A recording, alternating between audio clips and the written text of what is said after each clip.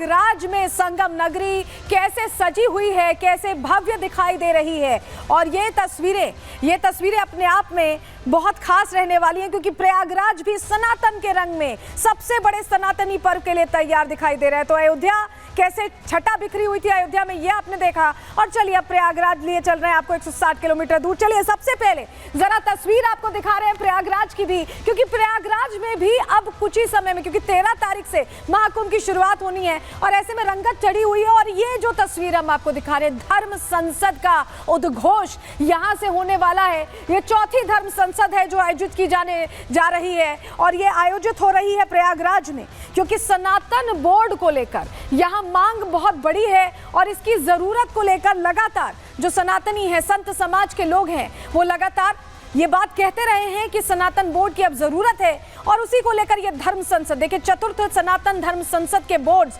लगे हुए हैं देवकी नंदन ठाकुर की तस्वीर के साथ। आप यहाँ देख रहे हैं, समय बाकायदा लिखा हुआ है और लोगों से ये अपील की गई है 27 जनवरी 2025 को इस धर्म संसद में जुड़ने की, पहुंचने की।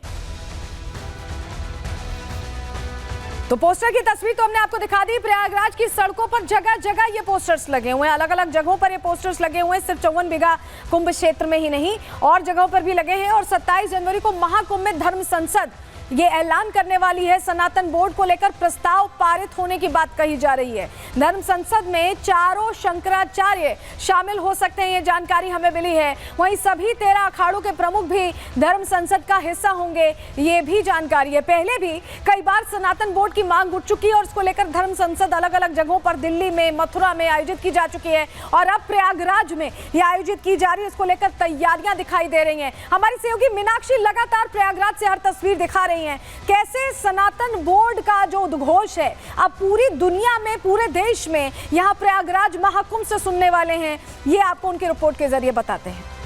महाकुंभ की शुरुआत के पहले कई ऐसे बयान दिए गए जिसमें कहा गया कि महाकुंभ का मेला जिस जमीन पर हो रहा है वो जमीन वक्फ बोर्ड की है, जिसे लेकर के साधु संतों के द्वारा प्रतिक्रिया दी गई थी। और साफ तौर पर यह कहा गया था कि जब तक सनातन बोर्ड का गठन नहीं हो जाता तब तक ऐसी ही उल्टी सीधी बातें वक्फ बोर्ड के द्वारा की जाएंगी। अब सनातन बोर्ड के गठन को लेकर के जो मांग है वो साफ तौर पर दिखाई देने लगी है, जिसे लेकर के प्रयागराज की सड़कों पर ये पोस्टर लग गए हैं जिसमें लिखा है, इस महाकुंभ से अमृत कलश जैसा सनातन बोर्ड निकले। इस उद्देश्य से सभी संत महापुरुषों के पावन सानिध्य में चतुर्थ सनातन धर्म संसद का आयोजन होगा, जिसका समय दोपहर 12:30 बजे का दिया गया है। दरअसल साधु संतों का कहना है कि सनातन बोर्ड बना करके ही इस बात का जो समाधान है वो निकाला जा सकता है। जो बार बार ये कहा जाता है कि ये जमीन वक्फ की है, या फिर उसके अलावा जो वक्फ ने जगह जगह पर कब्जा किया गया है उसे हटाने की जो मांग है वो साधु संतों के द्वारा की जा रही है।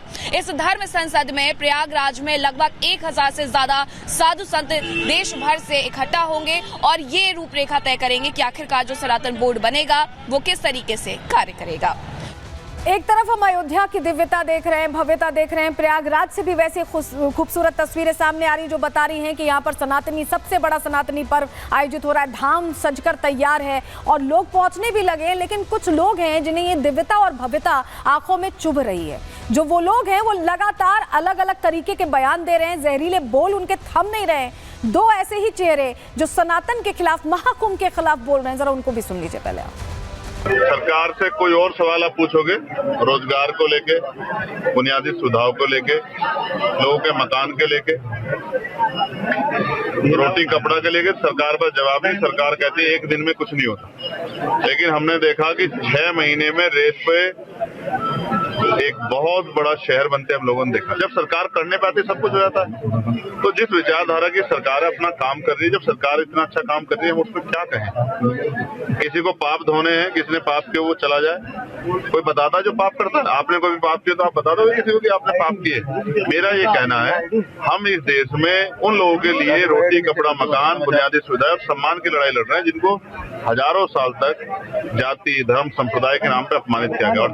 मुसलमान चाहेगा तो हम लेके चलेंगे नहा। गंगा तो सबकी है, आम आदमी से पूछते नहीं। कुंभ नहाइए, कुंभ नहा के मरे आदमी, पानी खराब, व्यवस्था खराब, पैसा सब लूटा जा रहा है और कोई व्यवस्था नहीं है। मैं तो यही कहूँगा कि ये जालिम हुकूमत है और इस सत्ता पर बैठने वाले लोग जुल्मी और जालिम लोग हैं।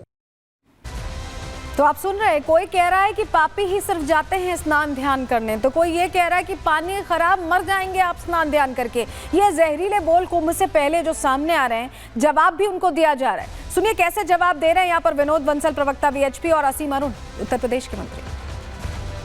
हिंदुत्व, हिंदू मान्यताओं, हिंदू जीवन मूल्यों और पूज्य संतों भगवा को अपमानित करने वाले ये जो कंप्लीट ब्रिगेड है, इंडी ब्रिगेड, वो उन्होंने संकल्प किया हुआ है कि ये न के न प्रकारेण जो हिंदू मान्यताओं को गरियाओ और उस पर कीचड़ उछालो। लेकिन ये शायद ये भूल जाते हैं कि हिंदू मान्यता ही इस तरह की है कि भाई आप जितना आप उसको गरियाओगे, जितना उस पर कीचड़ उछालोगे, उतना वो उभर के निखर के सामने आती है। अब कुंभ का आयोजन देख लेना, अभी जैसे जैसे आगे और आएगा, विश्व भर के करोड़ों लोग उसमें जब डुबकियां लगाएंगे कुंभ में, तो इनके अंदर का जो इनके हृदय में जो सांप जो लौट रहा है ना, वो अब उनको और ज्यादा परेशान करेगा। ये बहुत ही निंदनीय बयान है। चंद्रशेखर जी ने जो बात कही है, ये किसी भी तरह हमको स्वीकार नहीं है, और मेरा अनुरोध है किसी भी आस्था से खिलवाड़ नहीं करना चाहिए। तो इस तरह के जो बयान आ रहे हैं वो हैरान करते हैं। बरेलवी साहब तो अपने बयान से पलट गए, लेकिन मुझे नहीं पता कि चंद्रशेखर आजाद जी या ओम प्रकाश सिंह जी इस तरह के बयान क्यों दे रहे हैं, और उसको लेकर अब संत समाज में गहरी नाराजगी है। तुलसी पीठ के पीठाधीश्वर जगत गुरु रामभद्राचार्य ने सीधे सीधे कह दिया कि ये ना बताएं कि ये सब क्या हो रहा है। कैसे उन्होंने जवाब दिया है इन तमाम जहरीले बोलों को, रिपोर्ट के जरिए आपको सुना रहे हैं।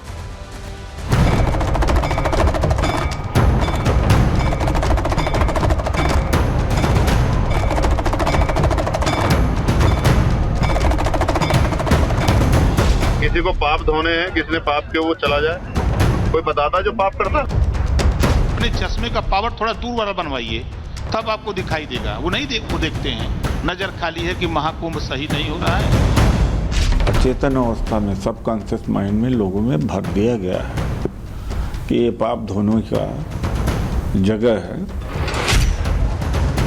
सुना आपने कैसे विपक्षी दल सनातन विरोधी भाषा बोल रहे हैं। जिस कुंभ में 40 करोड़ सनातनी शामिल होने वाले हैं, उसी कुंभ पर निशाना साध रहे हैं। जो कुंभ मेला अर्थव्यवस्था का मजबूत पहिया बनने वाला है, उसको लेकर भ्रम फैला रहे हैं। 4000 हेक्टेयर में लगने वाले कुंभ मेले में पहुंचने वाले श्रद्धालुओं की आस्था पर सवाल उठा रहे हैं। चेहरे भले ही अलग अलग हो, लेकिन निशाना महाकुंभ ही है। इन्हें दिक्कत सनातनी आस्था से भी है, और दिक्कत महाकुंभ का सफल आयोजन कराने वाले उत्तर प्रदेश के सीएम योगी आदित्यनाथ से भी है, जिन्होंने पूरे देश प्रदेश में सनातनी झंडा फहरा दिया है। हालांकि कुंभ को लेकर अपना नफरती पैगाम सुनाने वाले इन विपक्षी नेताओं को करारा जवाब मिला है। तुलसी पीठ के पीठाधीश्वर जगत गुरु रामभद्राचार्य ने पूरे मनोभाव के साथ महाकुंभ पहुंचकर इन विपक्षी नेताओं को अपने शब्दों में 144 साल बाद महाकुंभ के विशेष योग का महत्व भी समझा दिया है, और एक बार फिर सनातन और हिंदुत्व की हुंकार भर के विरोधियों को दो टूक जवाब दिया है। मैं सनातन धर्मियों से यही कहूंगा कि अब सब लोग जग जाओ और हिंदुत्व के लिए काम करो। और मैं विधर्मियों से कहूंगा कि सनातन धर्म के पर जिसको जितने संदेह हों, सारे संदेहों का निवारण करने के लिए मैं उपस्थित रहूंगा। मैं 13 जनवरी से 13 फरवरी तक प्रयाग कुंभ में ही रहूंगा। मूर्खास्तेन विचार नहीं चरिता, मूर्खों के वाक्य पर कोई विचार नहीं करना चाहिए। पापी नहीं स्नान करते, पुण्यात्मा स्नान करते हैं।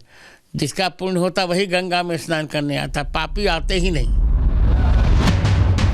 इतना ही नहीं, महाकुंभ की जमीन को वक्फ की जमीन बताने वाले, 54 बीघा जमीन पर वक्फ का दावा करने वाले मौलाना शहाबुद्दीन रजवी बरेलवी को भी जगत गुरु रामभद्राचार्य ने जमकर लताड़ा, और यूपी के सीएम योगी आदित्यनाथ से ऐसे लोगों पर कार्रवाई की मांग कर डाली।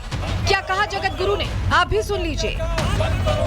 मुस्लिम धर्म का उद्भव 1500 वर्ष पहले से हुआ है, और कुंभ लग रहा है सतकृत युग से, करोड़ों वर्ष पहले से। तब कहाँ वक्त की जमीन थी ये? इसे ये उनकी केवल शरारत है, केवल शरारत।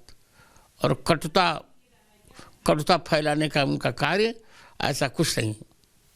इस पर सरकार को कठोर कार्यवाही करनी चाहिए।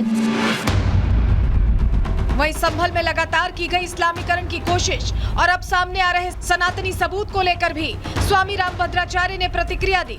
कहा कि जो पहले से ही हिंदुओं का था, अब वो हिंदुओं को ही मिल रहा है। जिनकी जमीन मुसलमानों ने अधिग्रहित की थी, उन्होंने हमको एप्लीकेशन दिया कि हमारी जमीन इन्होंने ले ली है, हमें दिलाई जाए, तब हमने खुदाई की। हमने हठात तो खुदाई नहीं की ना, उन्होंने इनकी जमीन, अब उसी तो जो जमीन उन्होंने अधिग्रहित की थी उसी में मंदिर मिल रहे हैं। तो हमने कहाँ किसी की जमीन हड़पी है, बताओ आप। तो योगी जी का बयान भी न्याय संगत है। और मैं जो कह रहा हूँ कि जब एप्लीकेशन आया किसी जनता की ओर से, तब उन्होंने ऐसा काम, यह कार्य प्रारंभ कराया। इतना ही नहीं, जगत गुरु स्वामी रामभद्राचार्य ने महाकुंभ के आयोजन को लेकर यूपी में रही सरकारों पर भी अपनी राय रखी। कहा कि पहले की सरकारें सनातन विरोधी थी, उपेक्षा करती थी। वो हिंदुत्ववादी नहीं थे, उनको ममत्व तो नहीं था हिंदुत्व पर।